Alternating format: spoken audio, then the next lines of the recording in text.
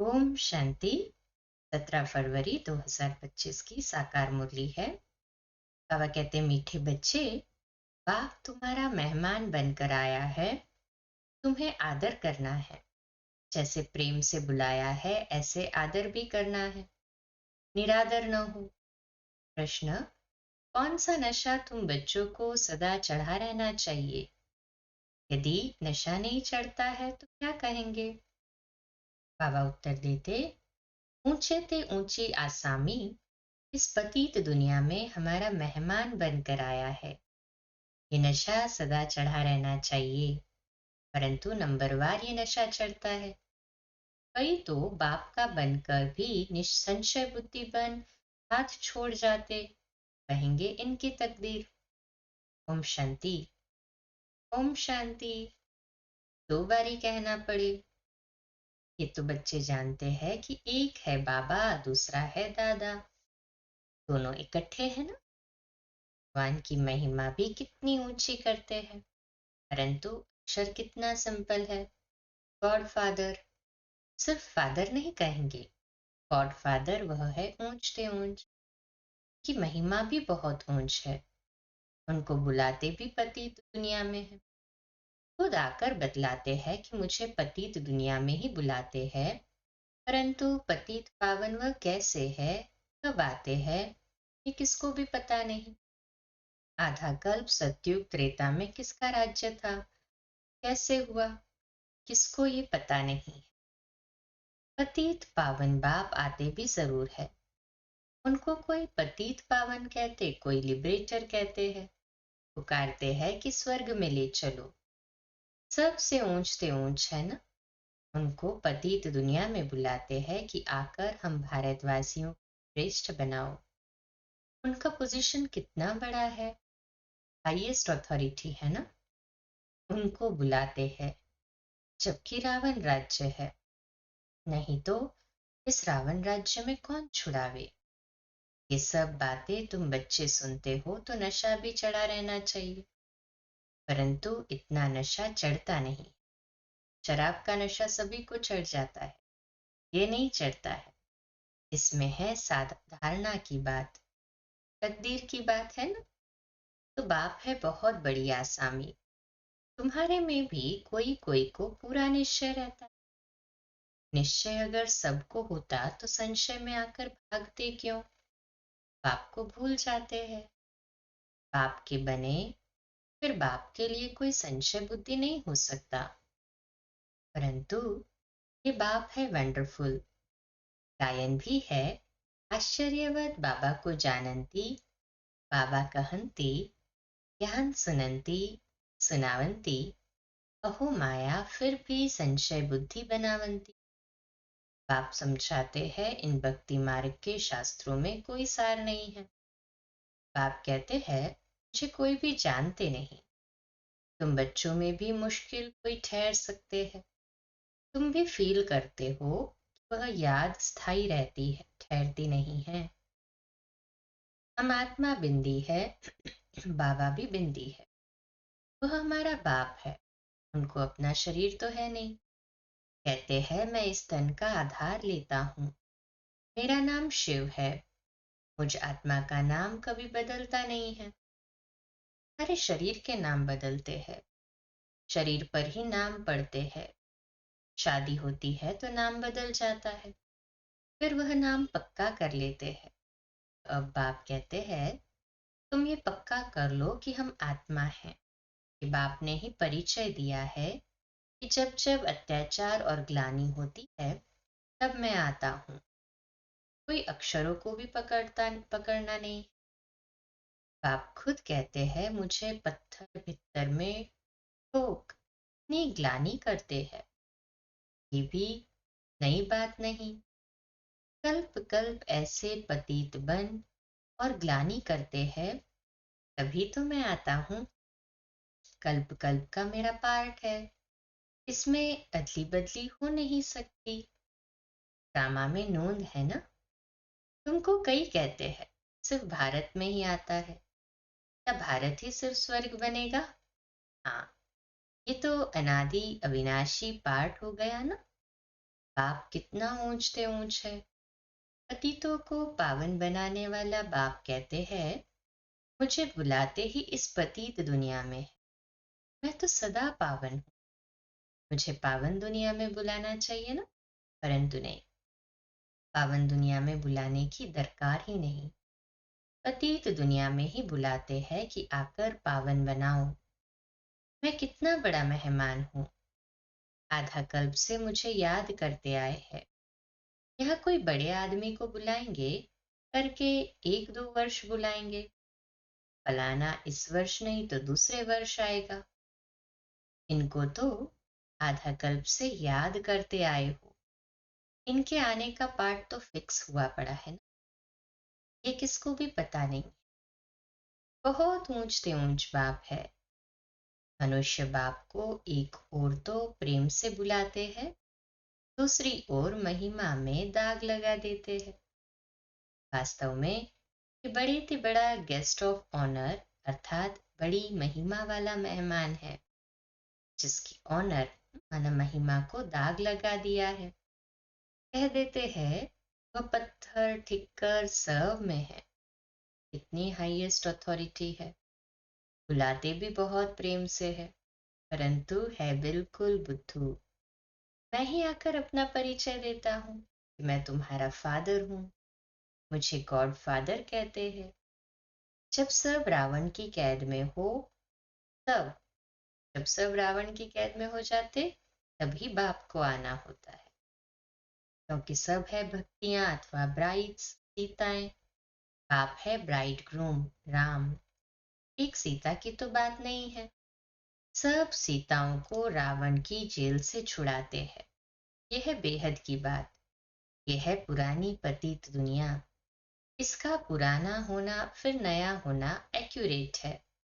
ये शरीर आदि तो कोई जल्दी पुराने हो जाते, कोई जास्ती टाइम चलते हैं। ये ड्रामा में एक्यूरेट नोंद है। पूरे 5000 वर्ष बाद फिर मुझे आना पड़ता है। मैं ही आकर अपना परिचय देता हूँ और सृष्टि चक्र का राज समझाता हूँ। जिसको भी न मेरी पहचान है, न ब्रह्मा विष्णु शंकर की, न लक्ष्मी नारायण की, न राम सीता की पहचान ऊंचते ऊंच एक्टर्स ड्रामा के अंदर तो यही है तो मनुष्य की बात ना। कोई 8-10 भुजा वाले मनुष्य नहीं है। विष्णु को 4 भुजा क्यों दिखाते हैं, रावण के 10 शीश क्या है, इसको भी पता नहीं है। बाप ही आकर सारे वर्ल्ड के आदि मध्य अंत का नॉलेज बताते हैं। कहते हैं मैं हूं बड़े से बड़ा गेस्ट, परंतु गुप्त। ये भी सिर्फ तुम ही जानते हो, परंतु जानते हुए फिर भूल जाते हो। उनका कितना रिगार्ड रखना चाहिए, उन्हें याद करना चाहिए। आत्मा भी निराकार, परमात्मा भी निराकार, इसमें फोटो की भी बात नहीं।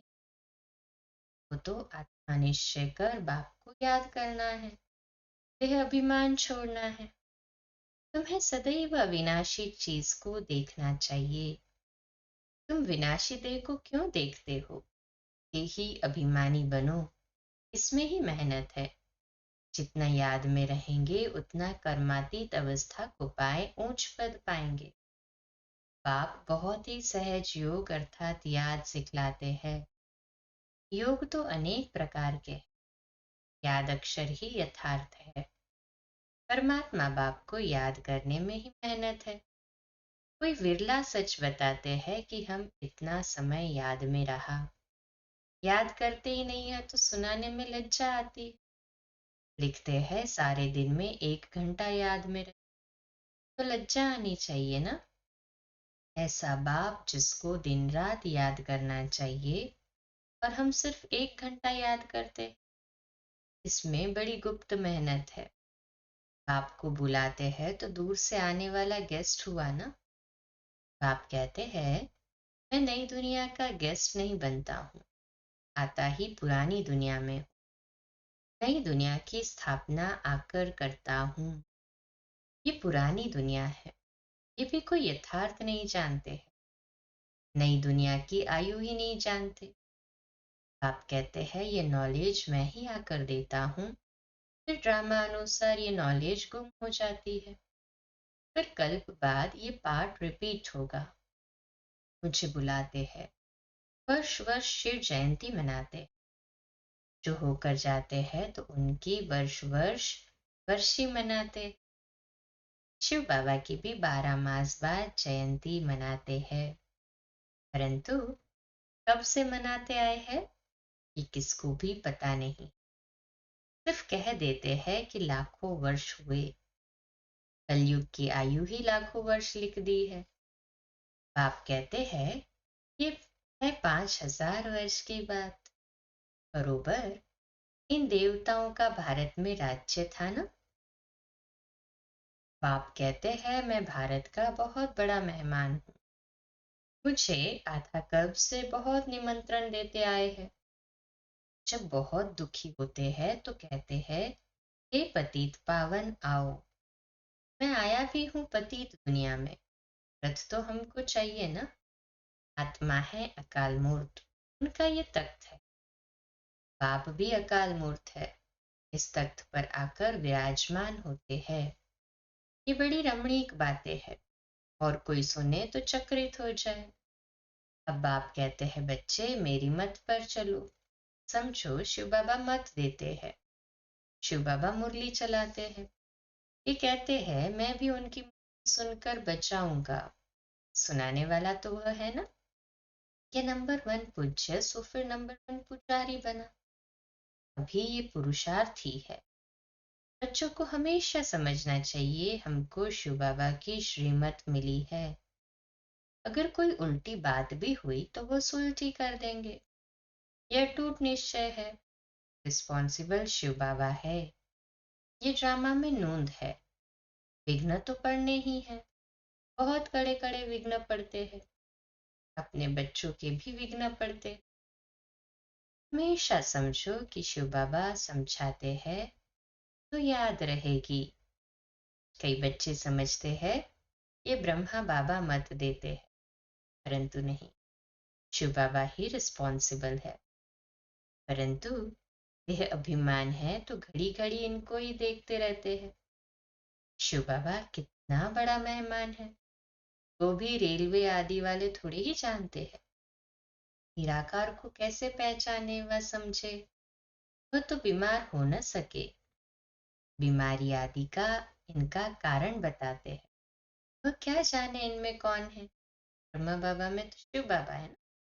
तुम बच्चे भी नंबरवार जानते हो। वह सभी आत्माओं का बाप और ये फिर प्रजापिता मनुष्यों का बाप। पक्का सभी को दिल से कहे हाँ जी बाबा। तो ये दोनों और बाप दादा कितने बड़े गेस्ट हो गए। बाप कहते हैं जो कुछ होता है ड्रामा में नोंद। मैं भी ड्रामा के बंधन में बांधा हुआ हूँ। नोंद बगैर कुछ कर नहीं सकता हूँ। माया भी बड़ी दुष्टर है। राम और रावण दोनों का पार्ट है। ड्रामा में रावण चैतन्य होता तो कहता मैं भी ड्रामा अनुसार आता हूँ। ये दुख और सुख का खेल है। सुख है नई दुनिया में, दुख है पुरानी दुनिया में। नई दुनिया में थोड़े मनुष्य, पुरानी दुनिया में कितने ढेर मनुष्य। पतित पावन बाप को ही बुलाते हैं कि आकर पावन दुनिया बनाओ। क्योंकि पावन दुनिया में बहुत सुख था, इसलिए ही कल्प कल्प पुकारते हैं। बाप सबको सुख देकर जाते हैं। अभी फिर पार्ट रिपीट होता है। दुनिया कभी खलास नहीं होती। खलास होना इम्पॉसिबल है। समुद्र भी दुनिया में है ना। ये 3rd फ्लोर तो है ना। कहते हैं जलमयी, पानी पानी हो जाता है। फिर भी पृथ्वी फ्लोर तो है ना। पानी भी तो है ना। पृथ्वी फ्लोर कोई विनाश नहीं हो सकती। जल भी इस फ्लोर में होता है। सेकेंड और फर्स्ट फ्लोर जल, सेकेंड फ्लोर पृथ्वी और 3rd फ्लोर फिर आकाश। सूक्ष्म वतन और मूल वतन में तो जल होता नहीं। ये बेहद सृष्टि के 3 फ्लोर है जिसको तुम बच्चों के सिवाय कोई भी नहीं जानते। ये खुशी की बात सब खुशी से सुनानी है। जब हम तीन लोग कहते हैं तो बेहद में फर्स्ट फ्लोर साकार मनुष्य लोक, सेकंड फ्लोर सूक्ष्म लोक और थर्ड फ्लोर परम धाम मूल वतन। बाबा कहते जो तो खुशी की बात सबको खुशी से सुनानी है।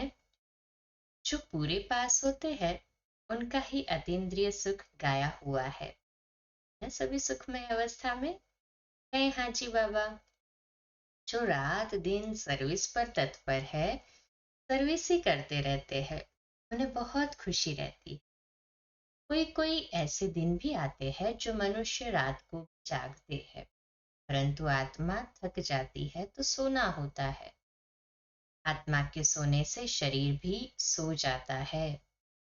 आत्मा न सोए तो शरीर भी न सोए। थकती आत्मा है। आज मैं थका पड़ा हूं किसने कहा? आत्मा ने। तुम बच्चों को आत्माभिमानी हो रहना है, इसमें ही मेहनत है। बाप को याद नहीं करते, देही अभिमानी नहीं रहते तो देह के संबंधी आदि याद आ जाते हैं। बाप कहते हैं तुम निर्वस्त्र आए थे, फिर ऐसे ही जाना है। ये देह के संबंध आदि भूल जाओ। शरीर तो विनाशी है ना। इस शरीर में रहते मुझे याद करो तो सतो प्रधान बनेंगे। बाप कितनी बड़ी अथॉरिटी है, बच्चों के सिवाय कोई जानते ही नहीं। बाप कहते हैं मैं हूं गरीब निवास, सभी साधारण है। पतित पावन बाप आया है, ये जान ले। पता नहीं कितनी भीड़ हो जाए। बड़े बड़े आदमी आते हैं तो कितनी भीड़ हो जाती है। फिर ड्रामा में इनका पार्ट ही गुप्त रहने का है। आगे चल आहिस्ते आहिस्ते प्रभाव निकलेगा और विनाश हो जाएगा। सब थोड़ी मिल सकते हैं। याद करते हैं ना तो उनको बाप का परिचय मिल जाएगा, बाकी पहुंच नहीं पाएंगे। जैसे बांधेली बच्चियां मिल नहीं पाती है, कितने अत्याचार सहन करती, विकार को छोड़ नहीं सकती। कहते हैं सृष्टि कैसे चलेगी? अरे सृष्टि का बोझ बाप पर है या तुम पर है? बाप को जान लेवे तो फिर ऐसे प्रश्न न पूछे। बोलो पहले बाप को तो जानो, फिर तुम सब कुछ जान पाएंगे। समझाने की भी युक्ति चाहिए। अच्छा, मीठे मीठे सिकिलदे बच्चों प्रति पिता बाप दादा का याद प्यार और गुड मॉर्निंग। रूहानी बाप की रूहानी बच्चों को नमस्ते। हम रूहानी बच्चों के रूहानी माता पिता बाप दादा को याद प्यार गुड मॉर्निंग और नमस्ते। वाह बाबा वाह, शुक्रिया बाबा, शुक्रिया। धारणा के लिए मुख्य सार है सदा ही हाईएस्ट अथॉरिटी बाप की याद में रहना है। विनाशी देह को न देख देही अभिमानी बनने की मेहनत करनी है। याद का सच्चा सच्चा चार्ट रखना है। दूसरी पॉइंट, दिन रात सर्विस में तत्पर रहे, अपार खुशी में रहना है। तीनों लोगों का राज सबको खुशी से समझाना है। शिव बाबा जो श्रीमत देते हैं उसमें अटूट निश्चय रखकर चलना है। कोई भी विघ्न आए तो घबराना नहीं है। रिस्पॉन्सिबल शिव बाबा है, ये संशय न आए। इसका मीठा वरदान, श्रेष्ठ वेला के आधार पर सर्व प्राप्तियों के अधिकार व अनुभव करने वाले पद्मा पदम भाग्यशाली भव। आज का सुमान है मैं पद्मा पदम भाग्यशाली आत्मा हूँ। विश्लेषण, जो श्रेष्ठ वेला में जन्म लेने वाले भाग्यशाली बच्चे हैं वह कल पहले की टचिंग के आधार पर जन्मते ही अपने पन का अनुभव करते हैं। जन्मते ही सर्व प्रॉपर्टी के अधिकारी होते हैं। जैसे बीज में सारे वृक्ष का सार समाया हुआ है, ऐसे नंबर वन वेला वाली आत्माएं सर्व स्वरूप को प्राप्ति के खजाने के आते ही सर्व स्वरूप की प्राप्ति के खजाने आते ही अनुभवी बन जाते हैं। वे कभी ऐसे नहीं कहेंगे कि सुख का अनुभव होता है, शांति का नहीं। शांति का होता, सुख व शक्ति का नहीं। सर्व अनुभवों से संपन्न होते हैं। स्लोगन है, अपनी प्रसन्नता की छाया से शीतलता का अनुभव कराने के लिए निर्मल और निर्माण बनो।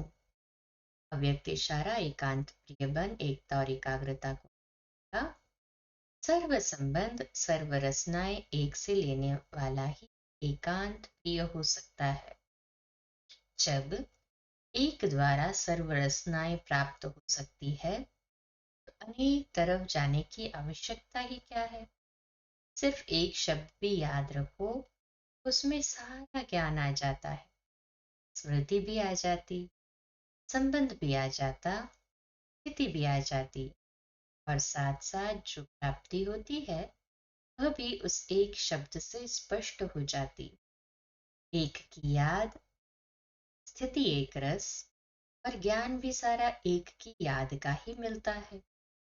प्राप्ति भी जो होती है वह भी एक रस रहती है। अच्छा, कम बोलो, धीरे बोलो, मीठा बोलो, सत्य बोलो, सोच समझ कर बोलो। निमित्त भाव, निर्माण भाव, निर्मल वाणी। आज का नया दिन आप सभी को मुबारक हो, मुबारक हो, मुबारक हो। शुभ दिवस। ओम शांति।